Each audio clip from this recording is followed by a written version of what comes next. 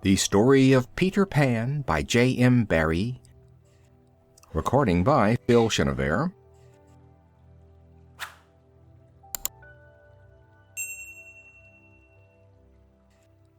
In one of the nicest nurseries in the world, there were beds for three young people called John Napoleon and Wendy Maria Angela and Michael, the children of Mr. and Mrs. Darling.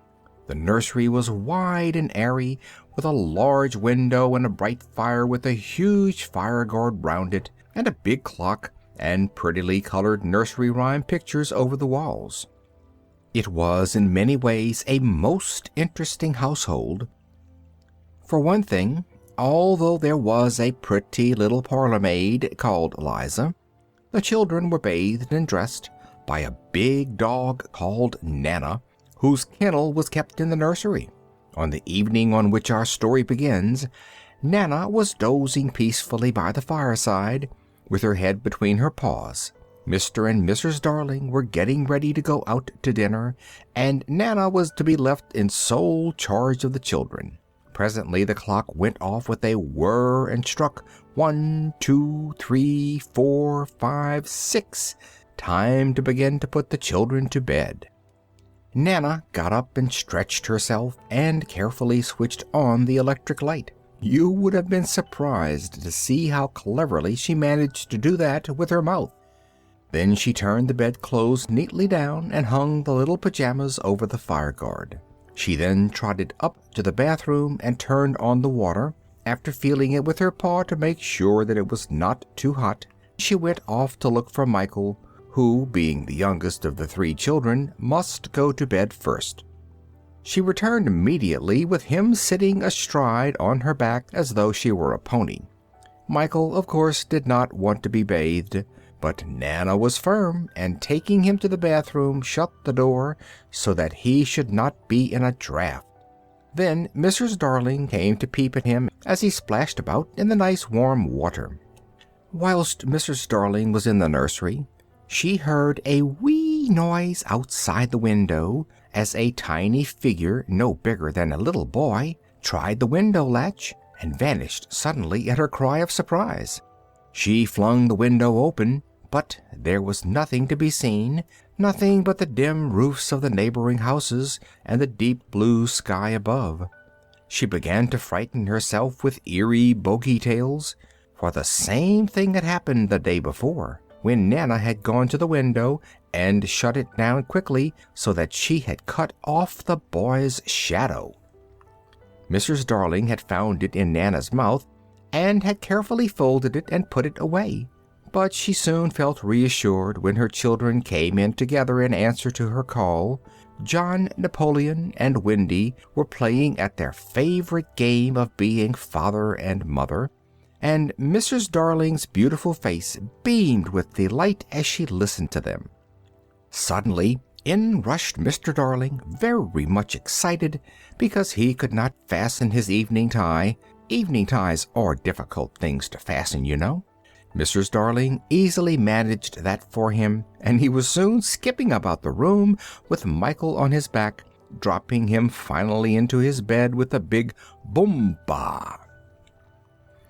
Unfortunately, in going to the bathroom, Nana accidentally brushed against Mr. Darling's beautifully pressed black trousers and left some of her gray clinging hairs upon them. Now, no grown-up person likes hairy trousers, so Mr. Darling was very cross with Nana and spoke of dismissing her. But Mrs. Darling told him about the weird apparition at the window, how Nana had barked at it and shut the window down so fast so that its shadow had been cut clean off and left behind. She showed him the shadow and told him how glad she was to have such a treasure as Nana for a nurse. "You see how very useful Nana is," concluded Mrs. Darling, as the faithful dog came in with Michael's bottle of cough mixture. But Michael was naughty and would not take it. There was a fine fuss over it, when Wendy, being a clever little girl, hit on a brilliant idea. Father should take some of his medicine to keep Michael company. "Very well," said Mr. Darling. "We shall see who is braver." 2 glasses were fetched and filled in a moment. 1, 2, 3, cried Wendy. Michael took his like a man, but Mr. Darling only pretended to, and quietly hid the glass behind his back. John caught him in the act. "Father hasn't taken his," he cried, and Michael, seeing that he had been tricked, burst into a loud "Boo-hoo-hoo."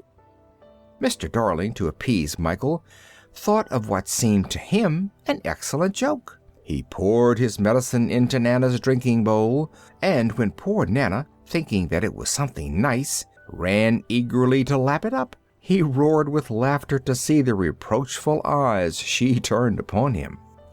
The children, who loved their old nurse very dearly, were terribly distressed as she slunk to her kennel, looking as woeful and as hurt in her feelings as ever a dog did.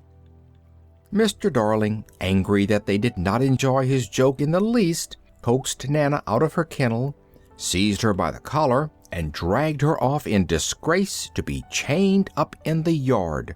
"The proper place for dogs," he said, in spite of the persuasions and pleadings of them all. Mrs. Darling comforted the children, kissing them very tenderly as mothers always do, tucked them up in their beds, sang them to sleep, and, leaving the night lights burning for company, crept softly out of the room to go to the dinner party with Mr. Darling. Everything in the big nursery was now still and quiet.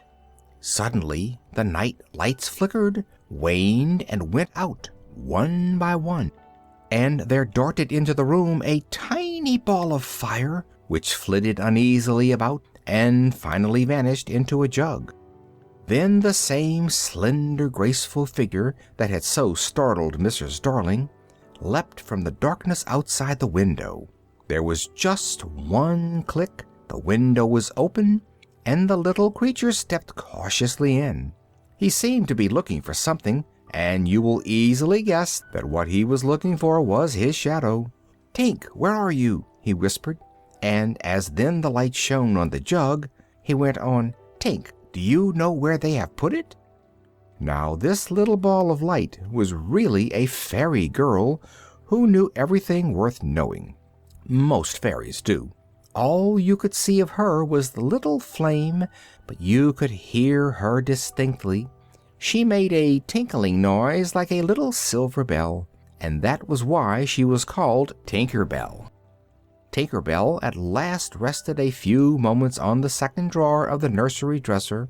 Instantly the boy ran joyfully to it, and pulling open the drawer, snatched out his shadow neatly rolled up, just as Mrs. Darling had left it. He had found it certainly, but the next trouble was to put it on again. A happy thought struck him. He would stick it on with soap. Sitting on the hearthrug, he soaped his feet, and then he soaped his shadow, but whichever way he soaped, they would not stick together. There is no use in having a shadow if it will not stick to you. After trying and trying in vain, the poor little fellow gave up the attempt, buried his face in his hands, and sobbed despairingly. It was then that Wendy awoke. She sat up in bed, and, not at all frightened, said, "Little boy, why are you crying?" The elfin creature sprang to his feet, and, taking off his cap, bowed very politely. Wendy curtsied in return, though she found it a difficult thing to do in bed. "What's your name?" asked the little boy. "Wendy Maria Angela Darling. What's yours?" "Peter Pan." "Where do you live?" "Second turning to the right and straight on till morning." This seemed to Wendy a very funny address, but she was all sympathy when she heard that Peter had no mother. No wonder he was crying, but that was not the reason for Peter's tears. He was crying because he could not get his shadow to stick on. This made Wendy smile, and she emphatically declared that soap was no good. It must be sewn on. "Shall I do it for you?" she suggested, and jumping out of bed to get her work-basket, she set to work at once. It hurts a good deal to have a shadow sewn onto your feet, but Peter bore it bravely. It was the right thing to do, for the shadow held on beautifully, and Peter was so delighted that he danced up and down the nursery, watching it making patterns on the floor as he flung his arms and legs about. "Oh, the cleverness of me!" cried Peter, overcome with joy, and he crowed with pleasure, for all the world just as a cock would crow. "You conceit!" exclaimed Wendy indignantly. "Of course I did nothing." "Oh, you did a little." "A little? If I am of no use, I can at least withdraw," she said, jumping back into bed and covering her head in a dignified way with the bedclothes. "Oh, Wendy, please don't withdraw," Peter exclaimed in great distress. "I can't help crowing when I'm pleased with myself. One girl is more use than 20 boys." This was rather clever of Peter, and at these sensible words Wendy got up again. She even offered to give Peter a kiss if he liked. Peter looked puzzled, but seeing the thimble on Wendy's finger, he thought she meant to give him that, and held out his hand for it. Now Wendy saw at a glance that the poor boy did not even know what a kiss was, but being a nice little girl of motherly disposition, she did not hurt his feelings by laughing at him, but simply placed the thimble on his finger. Peter admired the thimble very much. "Shall I give you a kiss?" he asked, and, jerking a button off his coat, solemnly presented it to her. Wendy at once fastened it on a chain which she wore around her neck, and, forgetting the puzzle in his mind, she once more asked him for a kiss. Immediately he returned the thimble. "Oh, I didn't mean a kiss. I meant a thimble." "What's that?" he asked. "It's like this," replied Wendy, and gently kissed his cheek. "Oh," cried Peter, "how nice!" And he began to give her thimbles in return, and ever afterwards he called a kiss a thimble, and a thimble a kiss. "But, Peter, how old are you?" continued Wendy. "I don't know, but quite young. I ran away the day I was born." "Ran away? Why?" "Because I heard my father and mother talking about what I was to be when I became a man. I don't want to be a man. I want always to be a little boy and have fun. So I ran away and lived among the fairies." Wendy was almost speechless with delight at the thought of sitting beside a boy who knew fairies, and after a minute said, "Peter, do you really know fairies?" "Yes, but they're nearly all dead now. You see, Wendy, when the first baby laughed for the first time, its laugh broke into 1,000 pieces, and they all went skipping about, and that was the beginning of fairies. And now, whenever a new baby is born, its first laugh becomes a fairy. So there ought to be a fairy for every little boy and girl, but there isn't. You see, children know such a lot now, they soon won't believe in fairies, and whenever a child says, 'I don't believe in fairies,' there's a fairy somewhere that falls down dead." Peter suddenly looked about the room as though he were searching for something. Tinker Bell had disappeared. Before he could grow anxious, however, a tinkling of bells was heard, and Peter, who knew the fairy language, of course understood it. He pulled open the drawer in which his shadow had been hidden, and out sprang Tinker Bell, very angry with him for shutting her up accidentally in the drawer. She skipped about the room, but Wendy gave such a cry of delight that Tink was frightened and hid behind the clock. "But, Peter," continued Wendy, "if you don't live with the fairies, where do you live?" "I live with the lost boys." "Who are they?" "Why, they are the children who fall out of their perambulators when their nurses are looking the other way. If they are not claimed within 7 days, they are sent far away to the Never, Never, Never Land to defray expenses. I'm their captain." "Oh, what fun! But, Peter, why did you come to our nursery window?" Peter told her that he came to listen to the lovely stories Wendy's mother related to her children, for the lost boys had no mothers, and no one to tell them any stories. He also told her how he led them against their enemies, the pirates and the wolves, and how they enjoyed bathing in the lagoon, where beautiful mermaids sang and swam all day long. "I must go back now," he went on. "The boys will be anxious to hear the end of the story about the prince and the glass slipper. I told them as much as I knew, and they're longing to hear the rest." Wendy begged him to stay. "I'll tell you lots more," she promised. "Ever so many stories, if you'll only stay." "Come, Wendy," exclaimed Peter, struck with a new idea. "You can tell us all the stories there, and darn our clothes and tuck us in at night. None of us has ever been tucked in. All the boys long for a mother. Oh, Wendy, do come." It was a tempting idea to Wendy, but a sudden thought came across her mind. "Peter, I can't. Think of Mummy. Besides, I can't fly." "I'll teach you, Wendy." This was too much for her. "Peter, will you teach John and Michael to fly as well?" "Yes, if you like." So John and Michael were awakened, and directly they heard that there were pirates in the Never Never Never Land, they began to clamor to go at once. They watched Peter fly about the room and tried to imitate him, flapping their arms clumsily at first like unfledged birds, and flopping about all over the place. "That will never do," Peter said. "I must blow the fairy dust on you. Now, waggle your shoulders as I do." So they tried, and found that they could fly, just a little at first, from the bed to the floor and back again, then over the bed and across the room, and then, as they grew braver, almost as freely and easily as Peter himself. "Tink, lead the way," called Peter, and the fairy shot out like a little star.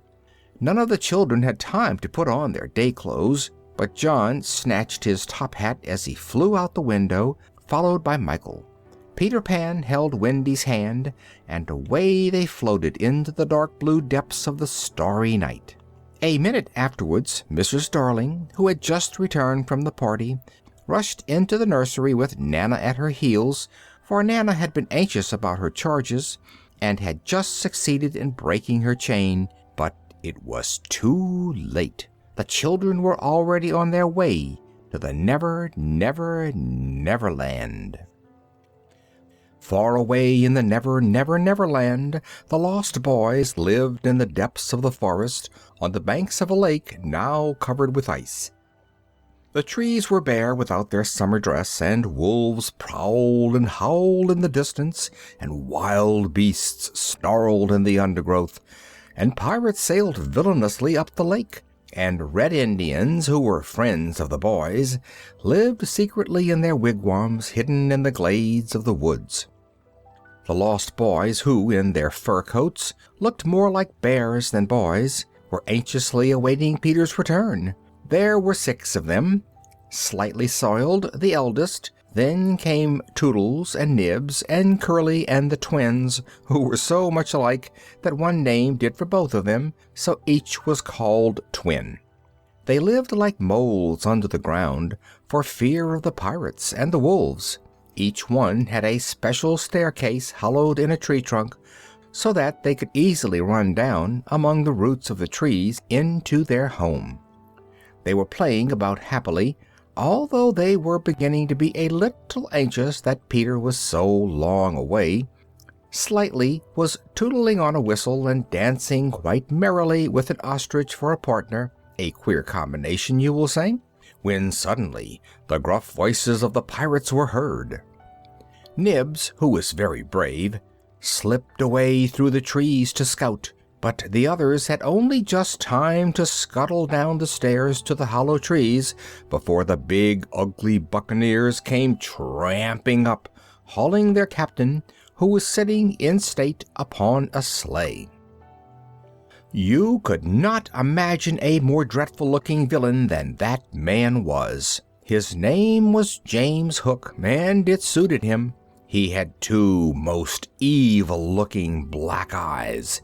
His face was seamed with lines which seemed to express his wicked thoughts.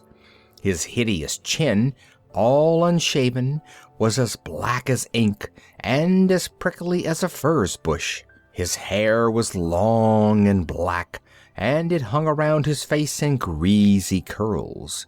He was singing a horrible song about himself, keeping time by swinging in the air the gruesome stump of his right arm, on which a double iron-pronged hook was fixed instead of a hand, hence his name. That man was the most wicked pirate who ever lived. He simply wallowed in wickedness. Even his own crew dreaded him, and they were as bad as could be. So no wonder the Lost Boys darted like rabbits to their cave. Now Captain Hook most of all wanted to find Peter Pan, for it was Peter who, a long time before, in an encounter between the pirates and the Lost Boys, had cut off his right arm and flung it to a passing crocodile. The crocodile had liked the taste of it so much that ever since he had wandered from land to land and from sea to sea, licking his lips for the rest of the captain. The captain had naturally some reason for hating Peter, for he had a dreadful time in eluding the pursuit of the voracious crocodile, but still the beast dogged his footsteps and followed him on and on and on by land and sea wherever he went. The captain only got a start when the crocodile was asleep, and with that and a swift ship, he had managed so far to escape. It was an awful life. Fortunately for Hook, the crocodile had once, in an ill-advised moment, swallowed an alarm clock, one of those patent 99 years clocks, warranted to go anytime, anywhere, and anyhow. Go it did, and it ticked so loudly that the captain could always hear it coming, and it was a signal for him to bolt. Hook sat down on one of the enormous forest mushrooms. In the Never Never Never Land, mushrooms grow to a gigantic size, to deliberate about his mode of revenge. He was in the middle of a torrent of braggings and boastings when he felt his seat getting not only warm, but much too warm. And a little wonder in that, for when he furiously leapt up, he found that he had really been sitting on a chimney of the underground home which Peter had cleverly disguised. He realized at once that the Lost Boys must be living in safety down below. Very soon he had a wicked, treacherous plan settled. He determined to cook a huge, rich cake with beautiful green icing and a poisoned inside. He was sure that the Lost Boys, who had no mother to look after them, would eat it greedily and die with awful pains inside. Smee, as the captain's wily lieutenant was called, was overjoyed at this plan and chuckled loudly. "Shake hands on it," said Hook, but Smee did not want to and begged to be excused. "Paw, Smee, paw," said the captain in an awful voice. So Smee had to take the horrid Hook in his hand, and they both danced around while Hook sang with diabolical grimaces. Yo ho, when I say paw, by fear they're overtook. Naught's left upon your bones when you have shaken hands with Hook. Just as he was gloating over his pleasant scheme, a queer sound was heard, like a corncrake coming nearer and nearer through a barley field. Tick-tock, tick-tock, tick-tock. "The crocodile! The crocodile!" the pirate captain yelled, and in a moment was flying for his life. The pirates had scarcely disappeared in the depths of the forest when the Indians crept silently up in pursuit of them. Tiger Lily, their chieftainess, was at their head, now running swiftly under the trees, now listening with her ear to the ground, to know where her enemies had gone, for, like Tinker Bell and Wendy, she loved Peter Pan, and his enemies were her enemies. The redskins slid along, following the pirates with steps as quiet as those of a beetle crawling through the grass. They soon passed far out of sight, and then, one by one, the lost boys peeped from their tree trunks, and, seeing that all was quiet, came out again to their playground in the woods.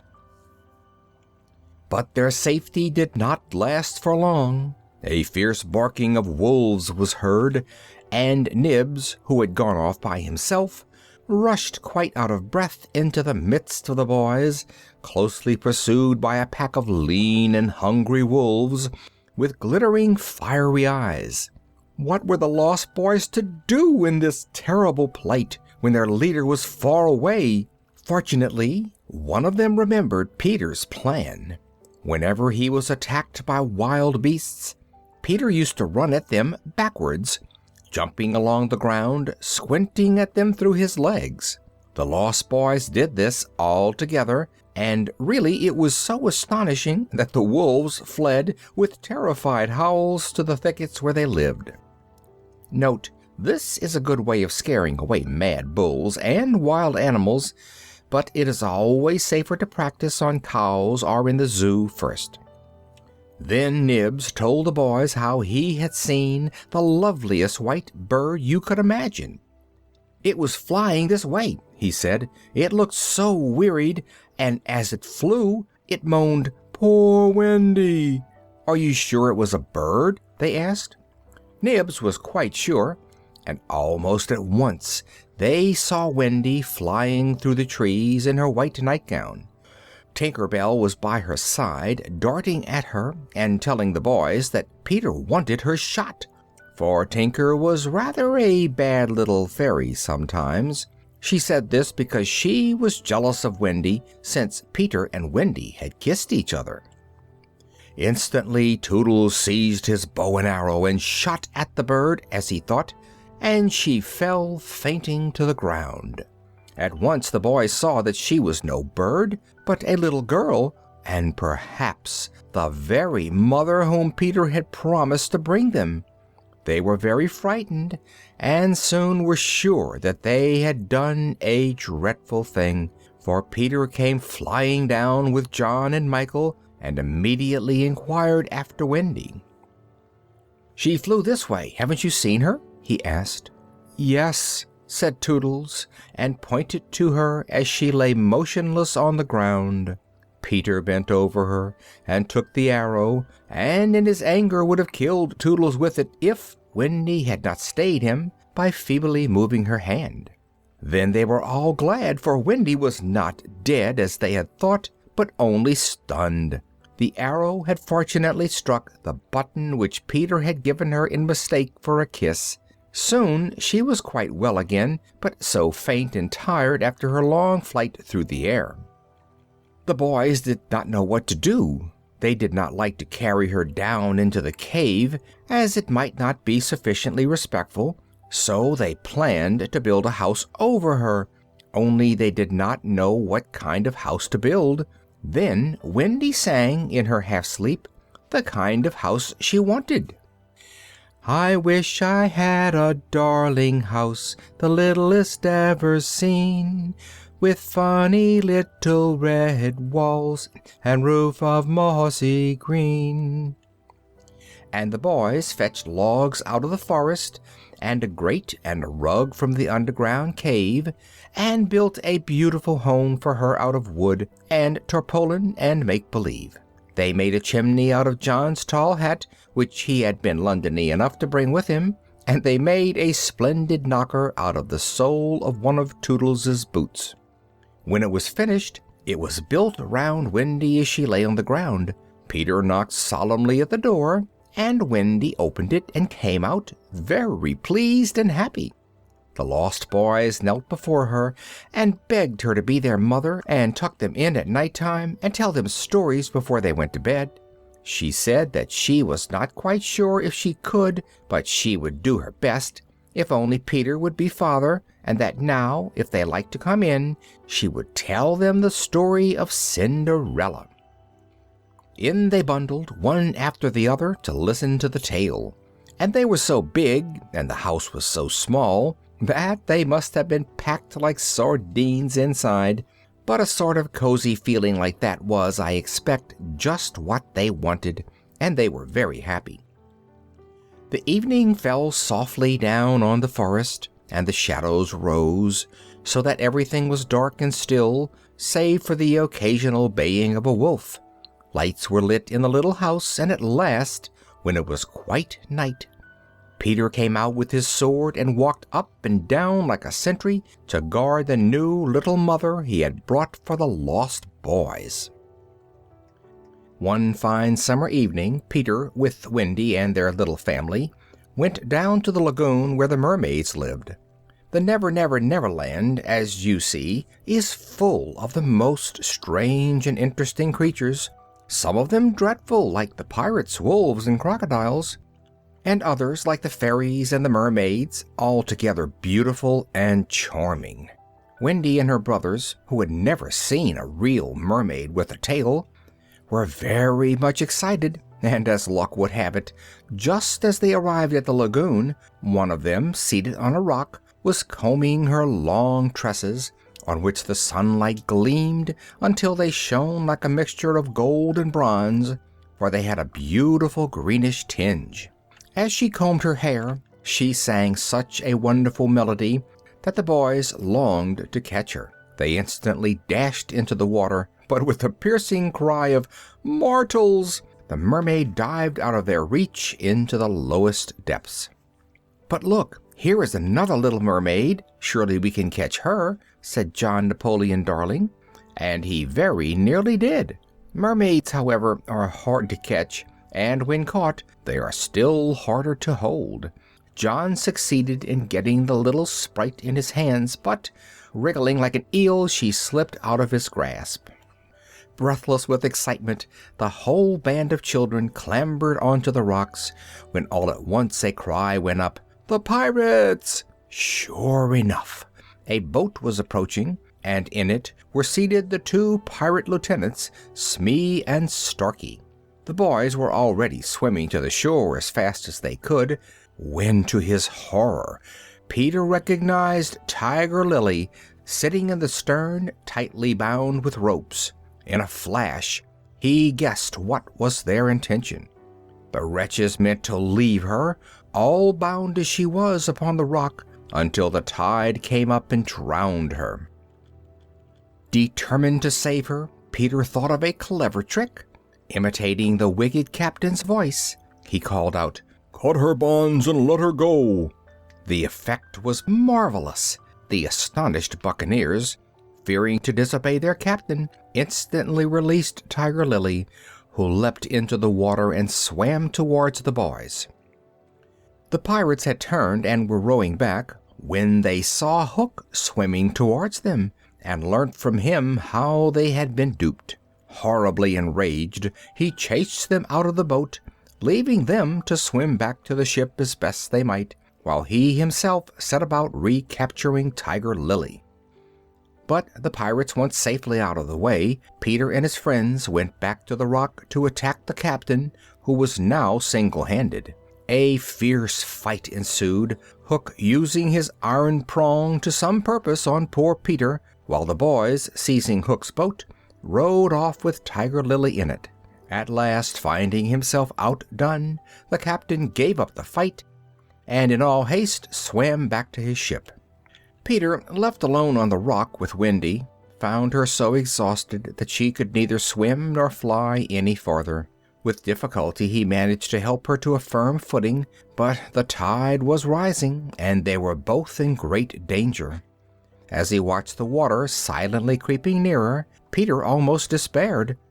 But all at once a large kite came flying slowly over the lagoon. In a second Peter had seized its tail, and binding it tightly around Wendy, he sent her sailing away in safety, bravely calling, "Goodbye, Wendy," until she was out of sight. Then, indeed, as the tide rose steadily, Peter was in great peril. The water reached his feet, and he was beginning to think it would be a tremendous adventure to die, when who should come sailing by but a great sea-bird on its nest, which had been blown off the cliffs by the rising storm. "Hurrah!" cried Peter. "There's a lovely boat for me!"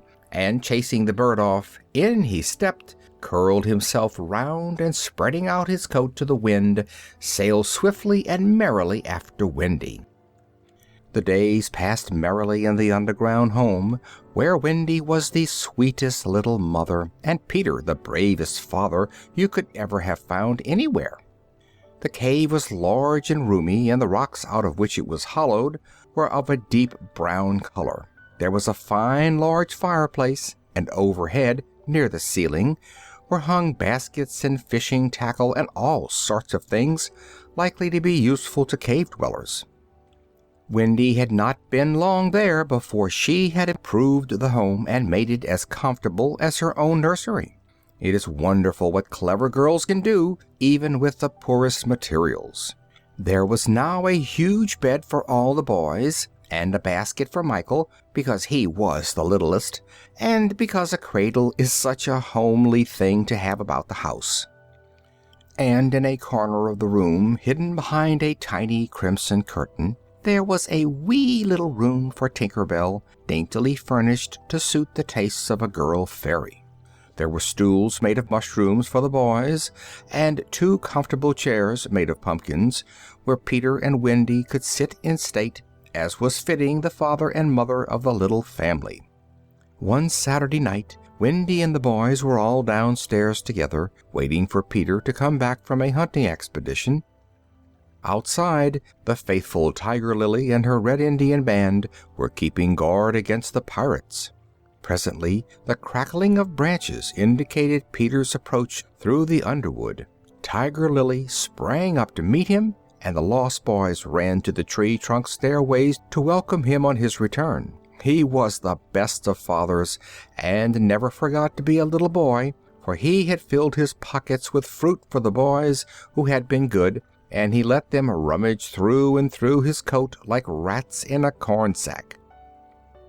Then he turned towards Wendy, who was very busy mending the children's socks by the fireside.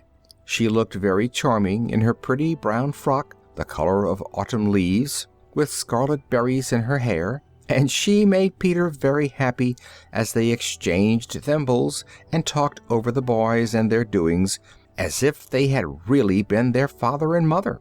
When the children clamored for a dance, Peter even said that he was too old for such a game, and that his old bones would simply rattle, and Wendy also thought that the mother of such an armful could not go skipping about with her children.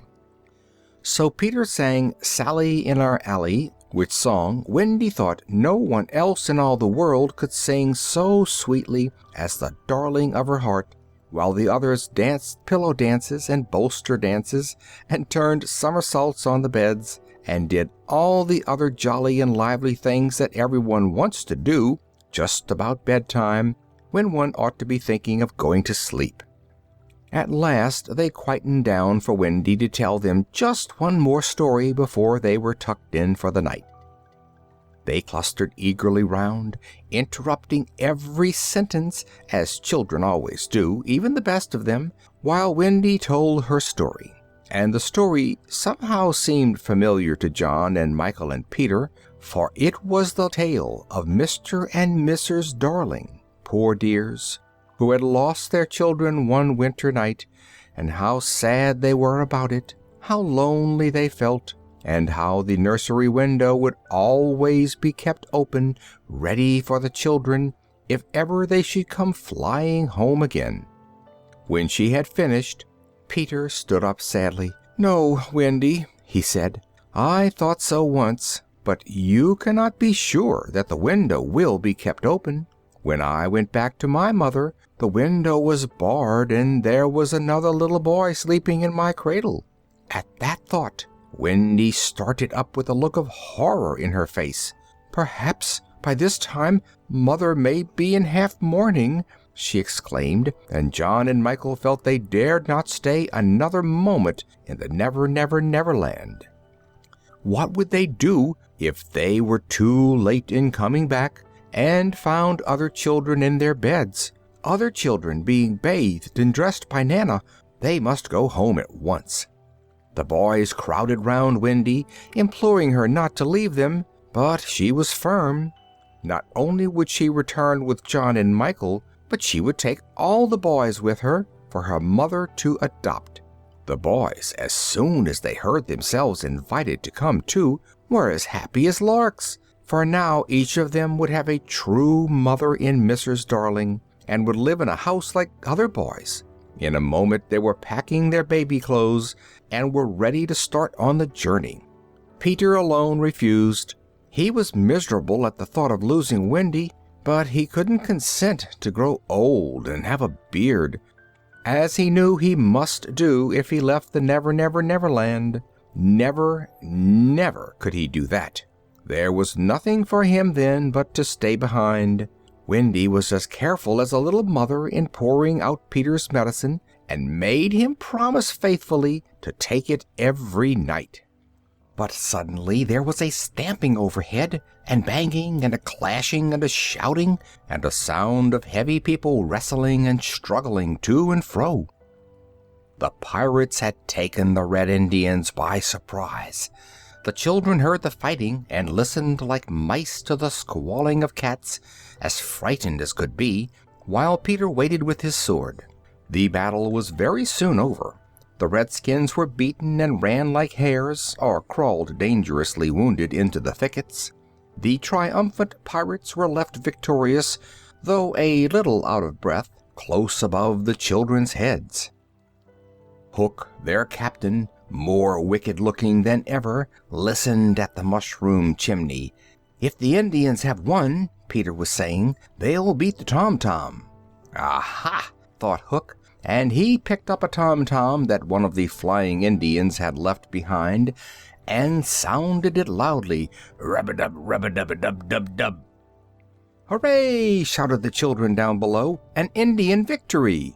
"All will be safe," said Peter. "You may go now. Tink will show you the way." And bidding a hurried goodbye to Peter, away they all went up the stairways in the tree trunks, out into the forest.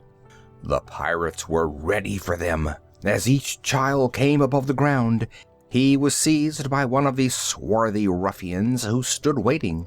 One by one and silently they were captured and flung into boats and transported to the pirate ship, which had anchored in the lake close by. Everything had been done so quietly that Peter was quite unaware of his friend's sad fate. He only knew that he was all alone, that Wendy had left him, and that she and Michael and John and all the lost boys who had been his companions were on their way from the Never Never Never Land to the country of the ordinary people who wear tall hats and tailcoats as soon as they are old enough, and grow up one after the other. Poor Peter threw himself on his bed and sobbed himself to sleep. Hook was still lurking about, for one thing that annoyed him most was that Peter had not left the cave with the rest, and was as yet safe. But in his wicked heart a wicked scheme had already risen by which he hoped to kill his enemy. He had carefully listened to Wendy's last words. "Be sure and take your medicine, Peter." Here was the captain's last chance. Creeping down to the door of the cave, he stretched his long arm round the ledge just inside, and poured a few drops of deadly poison into the glass, and with a grin of triumph on his ugly face, he threw his cloak over his shoulder and stole away. Tap, tap, tap. Somebody was knocking at the door. "Who's there?" asked Peter sleepily. Tap, tap, tap. He got up and opened the door. Tinker Bell, tinkling excitedly, flew into the room. "The pirates have captured them," she tinkled. "The pirates have captured them." As Peter excitedly snatched up his sword and sharpened it very sharply on the grindstone, he perceived Tinker Bell in his glass of medicine. He soon learnt the reason when his little fairy told him, in a weak voice, that it was poisoned, and that she had drunk the poison as the only way to save his life. It was indeed an act of self-sacrifice, for too well did Tink know how much Peter loved Wendy, and that no warning of hers would prevent him from keeping his promise. Poor Tinker Bell was dying, and die she would have done were it not that Peter, in a frenzy of grief and with tears in his eyes, made this passionate appeal to all children. "Do you believe in fairies? If you do, clap your hands, and that will save poor Tinker Bell." As his cry rang round the world, there came an echo of sound, as of millions of little hands clapping, as if all the children throughout the world knew suddenly that of course they believed in fairies. The result was magical. Tinker Bell was saved. Her light, which had been getting fainter and fainter, grew brighter and brighter again. The merry sound of tinkling, her way of speaking to Peter, which had almost become inaudible, now grew stronger and stronger. She was once more the bright little fairy that escorted Peter to the darling nursery, and again, under her guidance, Peter set forth to rescue the boys and Wendy. The pirate ship was a terribly evil-looking craft, with its painted sails, its heavy tarred cordage, and its flag with the skull and crossbones upon it, flapping grimly at the stern. The poor children were at once driven into the dark and dirty hold, while Hook walked the deck, rubbing his hands and chuckling to himself to think that at last he had them in his power. "Are all the prisoners chained so that they can't fly away?" he asked Smee, who was very busy at his sewing machine. "Aye, aye, Captain," answered Smee. "Then hoist them up," shouted the captain. He seated himself on a chair covered with a white bearskin, waiting while the boys, whose wrists were chained together, were dragged out of the hold and brought before him. 6 of them, he said, were to walk the plank at once, but he would save any 2 who were willing to be cabin boys. The children were not at first sure what walking the plank meant, but Hook soon enlightened them by roaring out a song in explanation. Yo-ho, yo-ho, the frisky plank you walk along it so, till it goes down and you go down to tooraloo-raloo.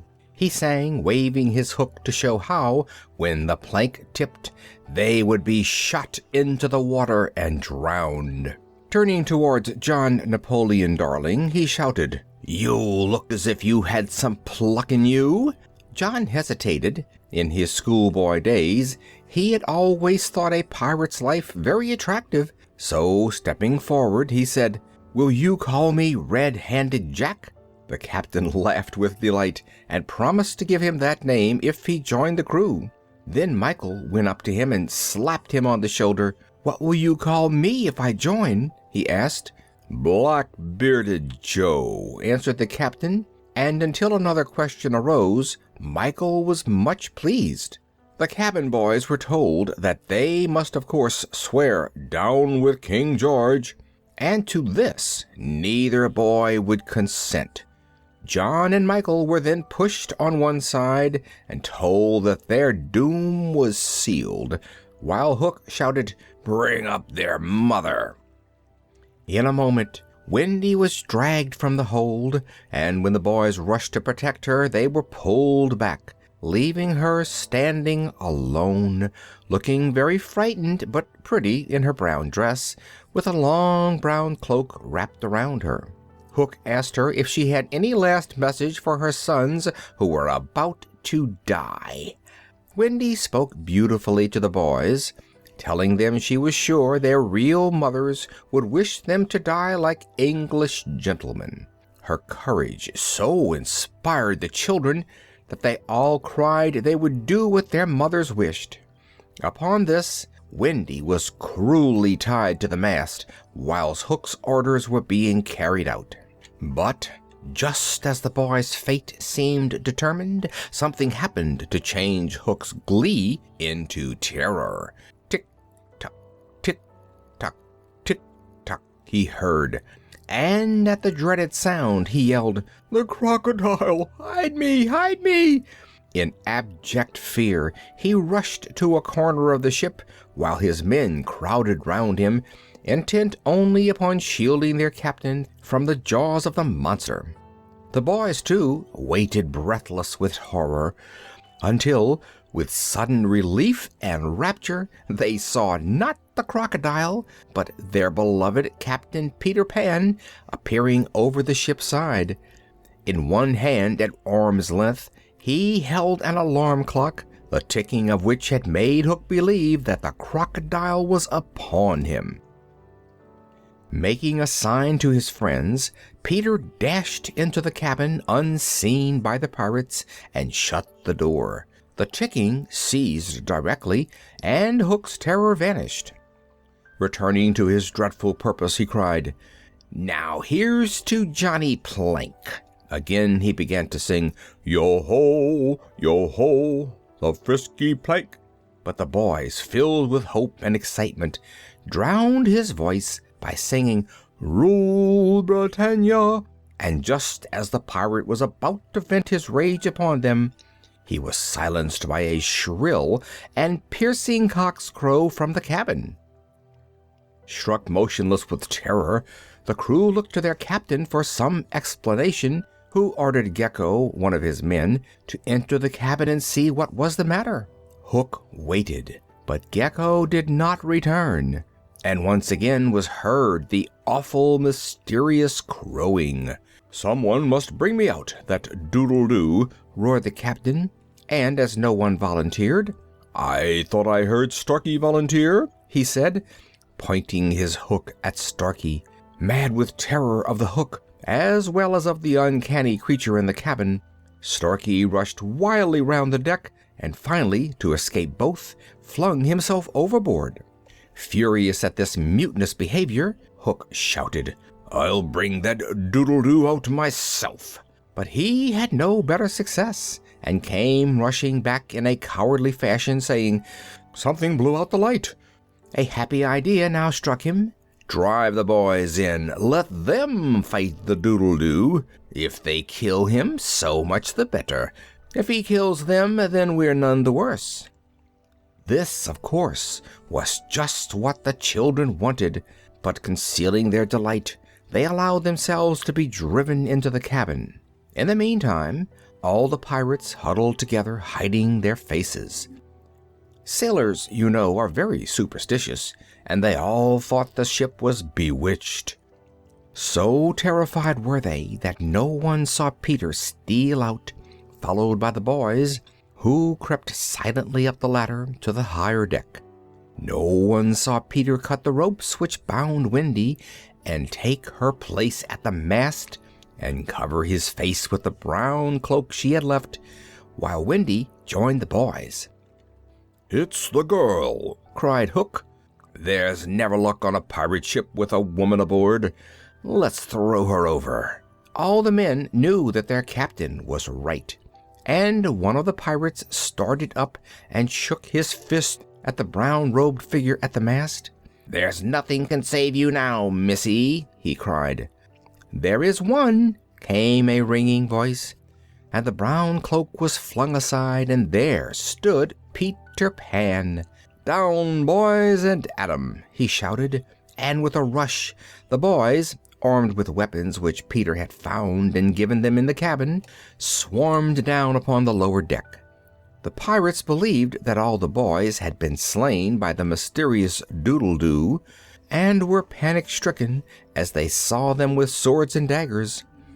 Some of the crew rushed to the bulwarks and leapt overboard. Others with their knives fell upon the boys, while Hook backed into the cabin fighting for his life. "Put up your knives, boys. That man is mine," cried Peter, pointing to Hook. The boys turned their attention to the remaining members of the pirate crew, who were one by one forced into the sea, while the two mortal enemies appeared at the cabin door, closed in deadly combat. Each was determined to kill the other. Step by step, Hook was driven back to the side of the ship. He felt himself weakening. In despair he cried out, "'Tis some fiend fighting me. Who are you, Pan?" "I'm Youth," cried Peter. "I'm a little bird that has broken out of the egg. I'm Youth. I'm Joy." With that he wrenched Hook's sword from him and pushed him into the sea, right into the jaws of the waiting crocodile, who caught him at last. The boys burst into ringing cheers as they and Wendy crowded round their hero, who stood like a conquering Napoleon while the pirate flag was lowered. The fate of the pirates. All the pirates save two, Smee and Starkey, jumped into the sea and were drowned. Smee, the Irish pirate, who was not so wicked as the rest of the crew, managed to swim ashore and subsequently became a reformed character and a brave sailor in His Majesty's fleet. Starkey, who had never shed blood, but had been guilty of many cruel deeds, was captured by the Redskins and led a miserable life, for Great Big Little White Panther, the Indian chief, compelled him to act as nurse to the papooses of the tribe, a sad come-down for a pirate. But at home in the Darling household all this time there was deep sorrow. Mr. Darling, as a punishment to himself for taking their guardian Nana away, had vowed that he would live in the kennel till the children's return. For months now he had lived in it, and had been carried to business in it every morning, much to the disgust of the prim little housemaid Liza. Mr. Darling had become quite a celebrity, and great ladies, leaders of society, found him so interesting and touching that they all cried out as he passed by, "Oh, do come to dinner at our house, do come in the kennel."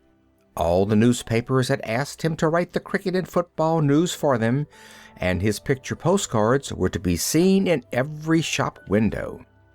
But it happened one evening, when he returned from business, carried as usual in the kennel, he was taken up to the now desolate nursery, where Mrs. Darling spent most of her time mourning for her lost children, while the faithful Nana tried in vain to cheer her up. "George, I believe you are beginning to like that kennel," she said reproachfully as he crawled out.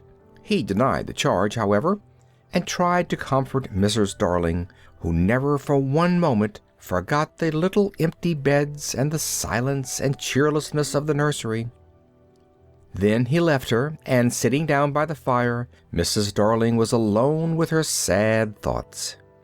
Scarcely, however, had she closed her eyes when three little figures flew in at the window and nestled cozily in their beds. Then, softly, Wendy called to her mother. But when Mrs. Darling looked round, she simply couldn't believe that the children were really there. So many times before she had dreamt of their return, that it was not till they were all three crowded round her that she realized that they had indeed come home. Oh, what joy to feel once more those dear faces, cool and fresh from the flight through the night air, pressed against hers hot with tears. To hear once more the sound of those sweet voices as they all talked at once. At last, when she was a little calm, Wendy began telling her about Peter Pan and the lost boys, who, with Peter Pan himself, were all waiting outside. Directly Mrs. Darling saw them and heard that they had no mothers, she instantly adopted them all. Though the house would be rather crowded, she could easily put up extra beds in the drawing-room, she said, and with a screen on her at-home days, all could be comfortably managed. The only difficulty lay with Peter. Much as at first sight he loved Mrs. Darling, much as he loved Wendy, he couldn't consent to grow up. So at last it was arranged that he should fly back alone to the Never Never Never Land, and that once a year Mrs. Darling would allow Wendy to go and stay with him for a whole week to do his spring cleaning. The treetops. High in the treetops of the Never Never Never Land, Tinker Bell placed the little house that was built for Wendy.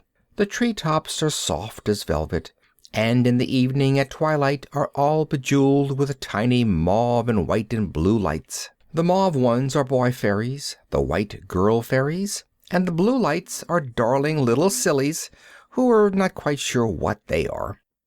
And the still air is filled with the singing of birds and the ringing of hundreds of little fairy bells. But the sweetest sound of all is the fluting of Peter Pan's pipe as he sits outside the little house and calls to the spring to make haste, because with the spring comes Wendy. The End.